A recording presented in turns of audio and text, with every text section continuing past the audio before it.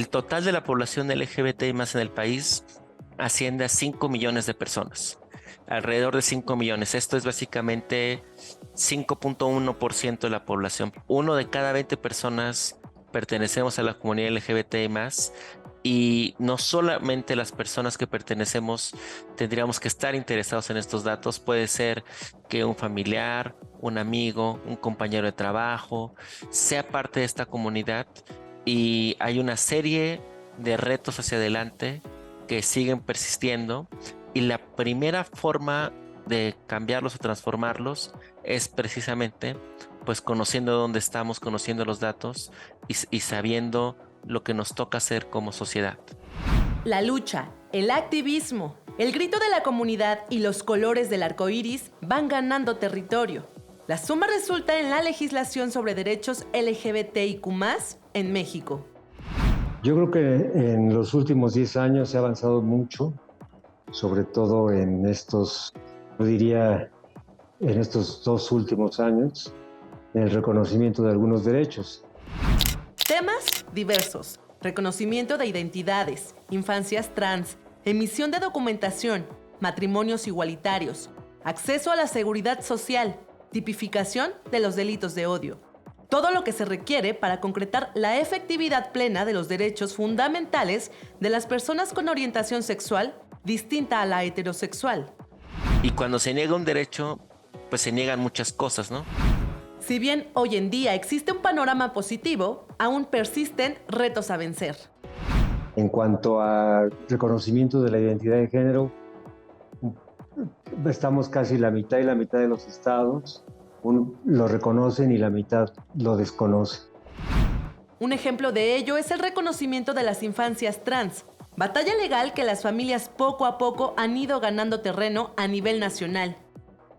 El caso más reciente se dio en Baja California Sur, donde los menores de edad ya podrán obtener una nueva acta de nacimiento para el reconocimiento de su identidad de género y coincida con su autopercepción. Esto después de que el Pleno de la Suprema Corte de Justicia de la Nación determinó proteger el derecho al reconocimiento de la identidad de género autopercibida de niñas, niños y adolescentes en los estados de Jalisco, Oaxaca y México.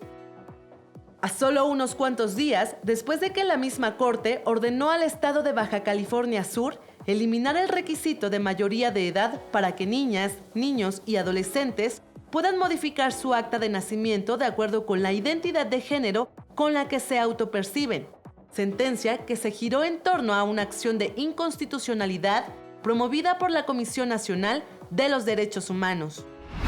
Así, el hecho de que las infancias y adolescencias no tengan acceso a procedimientos para ajustar sus documentos oficiales de identidad a su identidad de género autopercibida, los coloca en situaciones de abuso y discriminación que se generan específicamente por la confluencia o intersección de la edad e identidad de género.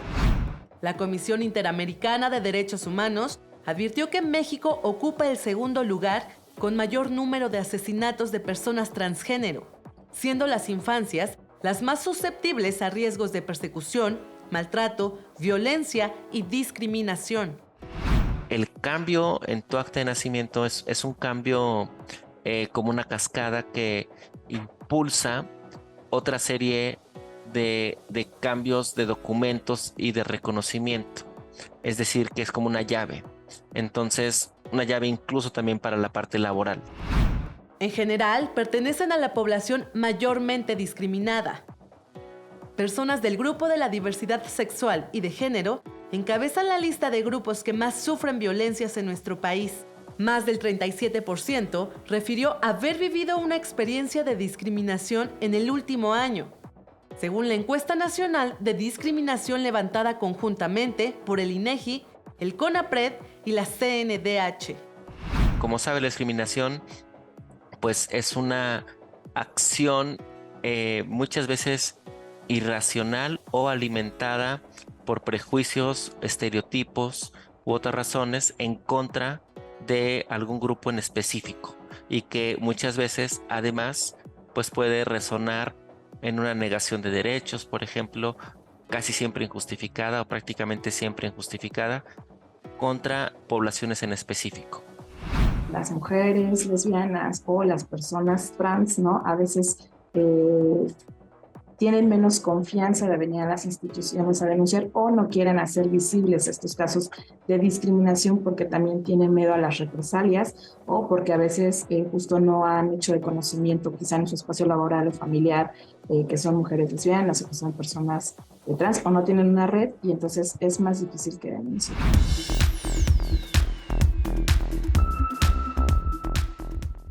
En este contexto, combatir los discursos de odio representa uno de los mayores retos de la sociedad en general, y los trabajos continúan.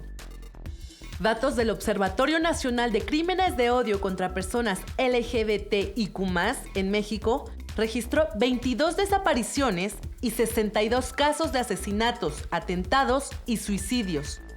La mayoría de las víctimas fueron personas de entre 25 y 29 años, mujeres trans y hombres homosexuales. Estos datos pertenecen tan solo al 2022. Se asesina a las personas por su identidad, por su apariencia y por su orientación sexual. Sobre todo el mayor número es contra las mujeres trans, que son las más expuestas a todo tipo de violencia y en particular contra en particular expuestas a los homicidios, ¿no? O en su caso se denominan transfeminicidios, ¿no? Ahí hace falta también que las leyes se adecúen. Hay ya como 16 estados que penalizan. En el caso de la Ciudad de México, no tenemos reconocido un crimen de odio, un asesinato en contra de una mujer trans. Existe como un agravante, el agravante en el caso de la identidad de género, pero en lo que hacen en Sinaloa es que reconocen de manera expresa, primero, a una mujer trans y segundo, las condiciones en las que pudo haber sido asesinada, lo que hacen que sea un transfeminicidio. Hasta ahora la Ciudad de México, que hemos sido punteros en el avance de los derechos de la diversidad sexual, hoy pues Sinaloa ya nos dijo aquí estoy, pero también nos lo dice Nayarit al descriminalizar la transmisión del VIH y nos lo dice Hidalgo al legislar el derecho de las personas no binarias. En términos de legislación, lo que hemos avanzado en multas para la discriminación, es decir, los espacios comerciales, empresas, etcétera, que cometan el delito de discriminación van a tener que pagar una multa y una multa nada despreciable. Las manifestaciones, marchas de orgullo, conmemorar los días contra las diferentes fobias y visibilizar las violencias son los elementos que aportan al avance en las legislaciones. El mensaje a la comunidad en este su mes, me parece que tenemos un montón de cosas que reflexionar hacia el interior y de cómo estamos conformándonos políticamente hablando.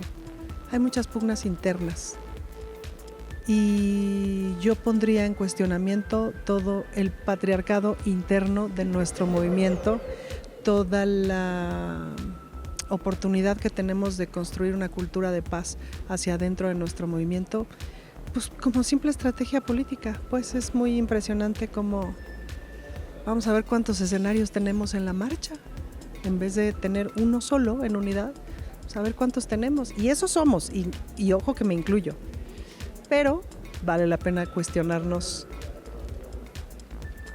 si esa es la mejor estrategia, ¿no?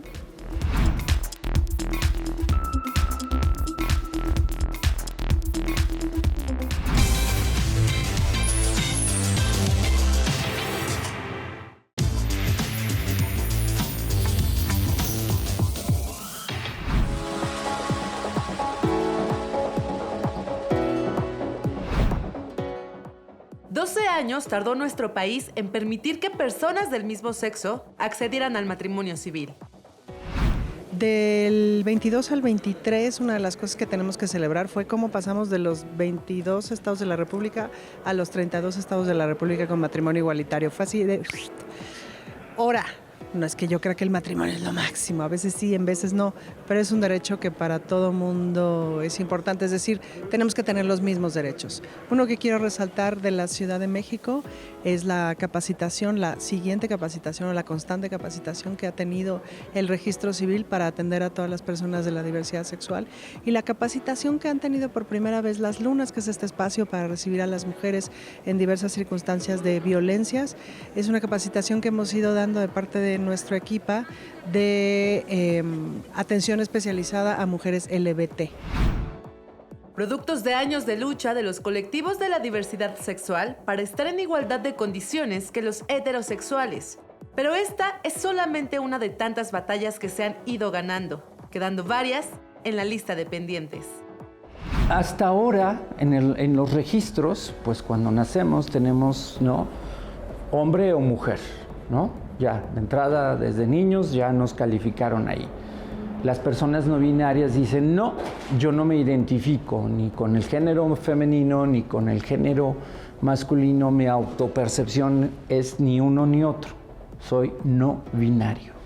El Estado de Hidalgo legisla por primera vez en el país en favor del reconocimiento de las personas no binarias.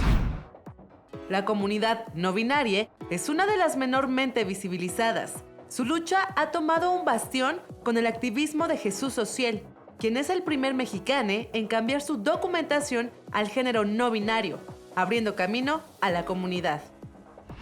Me doy cuenta porque vivimos en un desconocimiento de las identidades no convencionales o no dicotómicas, como estamos acostumbrados a que la estructura es hombre o mujer y se acabó. Entonces me topo con la teoría queer, con el género no binario en un medio de impugnación, y justamente cuando lo leo, cuando lo reviso, me doy cuenta que yo, Jesús Ociel Baena Saucedo, soy perfectamente o me asumo una persona no binaria, y ahí es donde rompo mi techo de cristal y asumí mi género no binario, que hasta el día de hoy lo porto con mucho orgullo. Su lucha comenzó con la definición de su identidad de género, una persona que no pertenece al género de hombre ni de mujer. La historia de Jesús Ociel Baena Saucedo es una de éxito. Destaca por ser el primer magistrade, primere en todo. Es licenciada en Derecho, maestra en Derecho Constitucional y Derecho Electoral, además de doctore en Derecho. Aunque el camino para la comunidad binaria es lento. Para mí fue muy difícil asumirme como una persona no binaria, pero justamente, como te lo decía, romper el techo de cristal significó para mí ponerme esos tacones y esa falda que en mi infancia me hacían la más grande de las ilusiones, ponerme esa ropa femenina, pintarme los labios, sin estarme cuidando si me veía femenina, si tenía un amaneramiento, si expresaba un sentimiento de mujer, por ejemplo, o lo que estereotipadamente creemos que es exclusivamente de la mujer. Asumí una identidad no binaria muy particular, que a mí me representa, que a mí me llena y que no me interesa cubrir esos roles de género de lo que es lo masculino y lo que es lo femenino. Luego de asumirse no binaria, comienza el camino por reconocerse legalmente. Me doy cuenta que el sistema binario no encajábamos las personas de un género no dicotómico, y empecé a cuestionar justamente este paradigma de lo que se entiende toda la estructura como hombre y como mujer. Cuando llego, solamente, hasta ese momento todavía no existía ningún acta de nacimiento no binaria, solamente la de Fausto, un rezago absurdo, un rezago legislativo, falta de políticas públicas para nuestra población no binaria. Entonces nos llama a un reto para incluir a otras expresiones, a otras identidades no convencionales, no dicotómicas, pero es una lucha que vamos ganando paulatinamente. Las leyes de identidad de género son binarias, solamente Hidalgo reconoce legislativamente a nuestra población no binaria. Pero también es real que aún dentro de las instituciones de servicio público hay mucha violencia, ¿no? Desde no reconocer o no nombrarles por su identidad, su nombre, ¿no? Con el que quieren que se les nombre, el estarles ya sea feminizando o masculinizando, ¿no? De acuerdo a la identidad que ellos asumen, ellas asumen. Entonces creo que también es un tema de no seguir queriendo vivir violencia o ser revictimizadas en los espacios, ¿no? Sin embargo, la resistencia fue en el exterior. En cuanto yo subí la primera fotografía en las afueras del tribunal y en el pleno, Hubo llamadas de colegios de abogados diciendo cómo era posible que me permitieran utilizar el pleno para exhibirme, que si me dejaban tomarme fotografías vestido de esa manera, al rato me iban a dejar estar desnudo por el tribunal, que estaba homosexualizando al tribunal, que estaba homosexualizando y sodomizando a Aguascalientes, que esto nunca se había visto, que el tribunal estaba perdiendo seriedad, que no me permitieran esta expresión, ¿no? Que respetara el sacramental pleno. Aquí es cuando cobra mayor relevancia el trabajo que realizan las instituciones como el Consejo para Prevenir y Eliminar la Discriminación de la Ciudad de México. Se les orienta cómo es el proceso de cambio de acta, de cambio de identidad y a dónde pueden asistir. Si ellos llegaran a vivir algún trato diferenciado o algún trato que pudiese ser discriminatorio al hacer este procedimiento, pues pueden acudir obviamente con el consejo y pues se atiende el caso, ¿no? Como si fuera justo un acto de discriminación. Y frente a servidores públicos, pues también tenemos una amplia gama de cursos de manera presencial, de manera virtual, donde se trata de sensibilizar e informar sobre quiénes integran la comunidad LGBTQ+, justamente cuáles son los posibles actos de discriminación que se pueden cometer desde el servicio público para poder prevenirlos.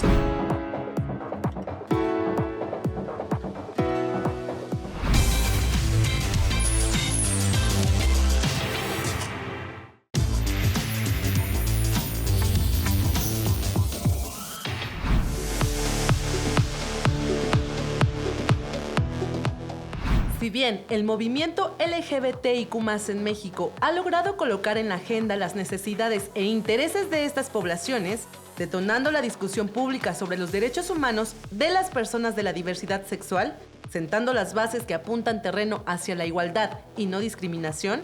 ¿Cuál es el beneficio de esta figura legal? Bueno, en primer lugar, el reconocimiento del Estado revierte la historia de discriminación que siempre se ha vivido. Las brechas de desigualdad existen porque el Estado las ha generado, las ha propiciado.